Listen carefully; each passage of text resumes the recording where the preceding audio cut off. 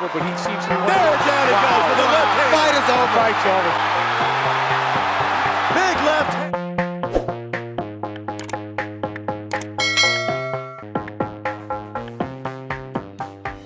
Hey mga kaboxball, kamusta? Taong 1990s, malakas pa ang mga boxing TV show sa Pilipinas, katulad ng Blow by Blow. At dito ay naging maugong ang pangalang Manny Pacquiao.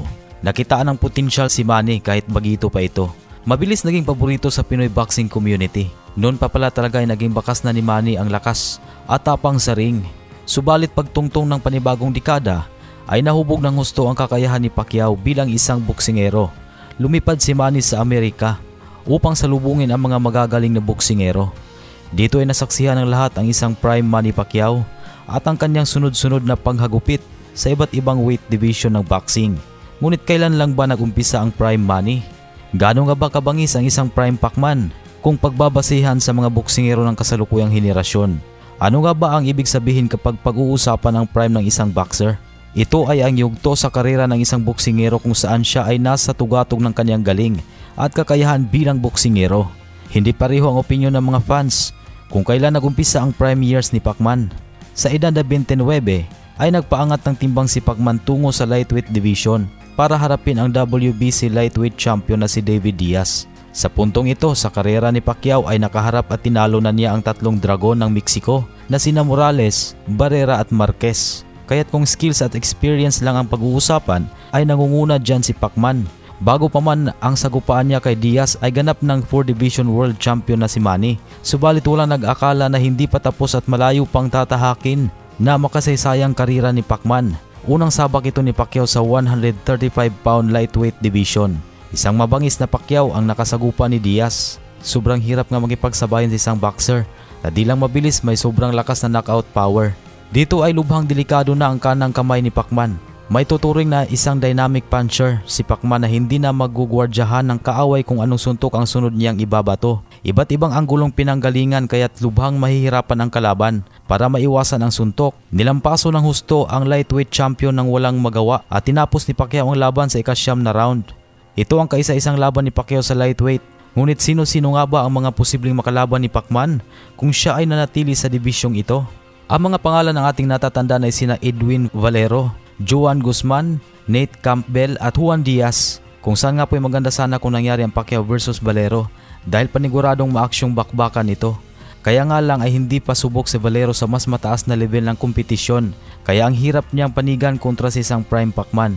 Inakyat na ni Pacquiao ang dalawang weight division kung saan ay mas matataas na division na talaga para kalabanin si Golden Boy. At alam ng lahat ang nangyari dito, isang one-sided beatdown. Sunod ay ang hari ng 140-pound light welterweight division na si Ricky the Hitman Hatton, ang kinahantungan knockout of the year ng 2009. Sunod ay ang WBO welterweight champion na si Miguel Cotto. Ang sagupaang ito ang perpektong demonstrasyon kung ano ang kayang gawin ng isang prime Pacman sa ibabaw ng lona. Kahit nasang katutak na suntok ang pinakawalan ay hindi napapagod. Tinapos ni Pacquiao ang laban na ito sa isang brutal na TKO win. Sunod na hinarap ni Pacquiao ay si Joshua Clottey, kung saan ay pinaglalaruan lang niya ito. Sunod naman ay si Antonio Margarito sa super welterweight division. 17 pound ang lamang ni Margarito noong oras na yon. Subalit matinding pananakit pa rin ang inabot ng isang higanting kalaban. May rason kung bakit nilikha ang mga weight division sa boxing. Ito ay para sa mas patas ang laban at maiiwasan ang mismatch sa pagitan ng dalawang boksingero. Kung ating tingnan sa loob ng mahigit 2 taon ay winasak ni Pacquiao ang 4 pang karagdagang weight division ng boxing kontra sa mas malalaking kalaban upang maging ganap na 8 division world champion. Kaya dito natin mapapansin kung gaano talaga kalupit ang isang prime Manny Pacquiao. Pagkatapos ng maraming patayan sa ibabaw ng ring, laban sa mga pinakamahuhusay at kadalas ay mas malalaking mga kalaban. Opinyon natin dito ay nagumpisang bumaba ang prime ni Pacman pagkatapos ng laban niya kay Margarito. Gayunpaman hindi naman nangangahulugan na bigla na lang lumubog ang karera ni Pacman pagkatapos ng kanyang prime. Katunayan nga po ay nanatiling isang elite fighter si Manny. Nakakamanghang panoorin kung paano niya turuan ng boxing lessons ang mga batang boksingero na nagtatangkang tulukan ang kanyang karir. Katulad nila Timothy Bradley, Jesse Vargas, Keith Thurman at maraming iba pa. Kaya nagtatanong tuloy sa kanya-kanyang isipan ng mga tagahanga, paano pa daw kaya kung nagpang-abot ng isang prime Pacman laban sa mga magagaling na welterweight ngayon? Kagaya nila Terence Crawford, Sean Porter, Errol Spence Jr., Danny Garcia. Hindi maikakailang mahusay na boksingero si Terence Crawford. Ngunit sa sarili nating opinion ay bahagyang kulang pa ang kalidad ng mga boksingero ng kanyang mga nakalaban. Maaalala rin na minsan nang nahirapan at nasaktan si Crawford laban sa mas maliit na si Gamboa at bumagsak din ito kontra kay Man Machine Caballascas. Ano kaya ang mangyayari kung ang kaliwang kamay ni Pacquiao ang dumapo sa panga ni Crawford? Sapagkat si Pacman kinalaban ang lahat ng mga magagaling at peligrosong mandirigma noon hanggang ngayon. At paano kung Prime Pacman versus Sean Porter? Kilalang napaka-agresibong boksingero ni Porter. At ito ang paboritong kalaban ni Manny, yung mga klase ng boksingero na sugod lang ng sugod sa kanya. Kaya naman mukhang Pacquiao versus Hatton yata ang kahantungan. At kapag inabot naman ni Thurman ang Prime Pacman, literal na hindi na makaligtas hanggang round 12 si Thurman. Kung Prime Pacman versus Errol Spence sa kabila ng talino sa laban, hatusay si Spence, may kabagalan din ito na masasabing flat-footed.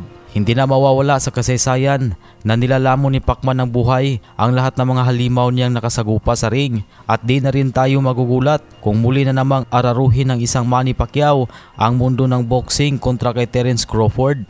Kaya't hanggang nasa boxing pa si Pacman ay sulitin lang natin dahil minsan lang magkaroon ng mga boksingerong kagaya ni Manny Pacquiao. Kaya patuloy ko po kayong sinusuyo na mag-like at mag-subscribe sa ating channel. At maraming salamat po sa inyong panonood hanggang sa muli.